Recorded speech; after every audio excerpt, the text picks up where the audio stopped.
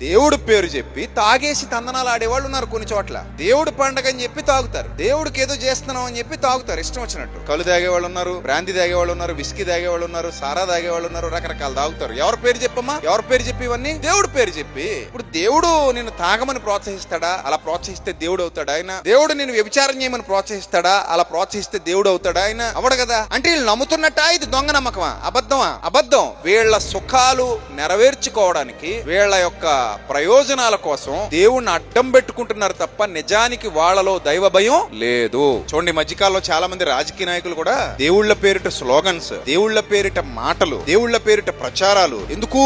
దేవుడు అనే ఒక కాన్సెప్ట్ తీసుకొని ఆ మత్తులో అందరినీ ముంచేసి రాజకీయంగా పబ్బం గడుపుకుంటారు. పబ్బం గడుపుకునే కార్యక్రమాల్లో దేవుణ్ణి యూజ్ చేస్తారు, వాళ్ళు దేవుణ్ణి వాడతారు. వాళ్ళు దేవుడి పేరిట యుద్ధాలు, దేవుడి పేరిట కల్లోలాలు, దేవుడి పేరిట ఏదైనా చేస్తారు వాళ్ళు. ఎందుకంటే నమ్ముతున్న వాళ్ళు ఉన్నారు కాబట్టి వాళ్ళని రెచ్చగొట్టాలంటే దేవుడి పేరు వాడాలి. మనం ఈ దేవుడి పేరు వాడి మనుషుల్ని రెచ్చగొడతాం అనుకునేటువంటి రాజకీయ భయంకరులు సమాజంలో చాలా మంది ఉన్నారు, నేటికి ఉన్నారు. ఈరోజు దేవుడిని ఒక వ్యాపార వస్తువుగా మార్చేశారు, దేవుడిని ఒక రాజకీయ వస్తువుగా మార్చేశారు, దేవుడిని ఒక విలాస కేంద్రంగా మార్చేశారు. దేవుడి పేరు అడ్డం పెట్టుకుని డబ్బు సంపాదించుకోవడానికి కూడా వెనకాడట్లేదు చాలా మంది. అరే, దేవుడి వలన దేవుడి పేరు చెప్పి నీతి నేర్పించాలి, సమాజాన్ని బలపరచాలి, సమాజాన్ని నీతి మార్గంలో నడిపించాలి. దేవుడు అంటేనే మంచివాడు, ఆ మంచివాడి ఉద్దేశాలు సమాజానికి నేర్పించి అందరినీ మంచిగా మార్చాలి అని అనుకునే వాళ్ళు లేరు. ఆయన అడ్డు పెట్టుకుని ఏదో విధంగా ప్రజలకు టోపీ పెట్టాలని చూసేవాళ్ళు ఎక్కువే.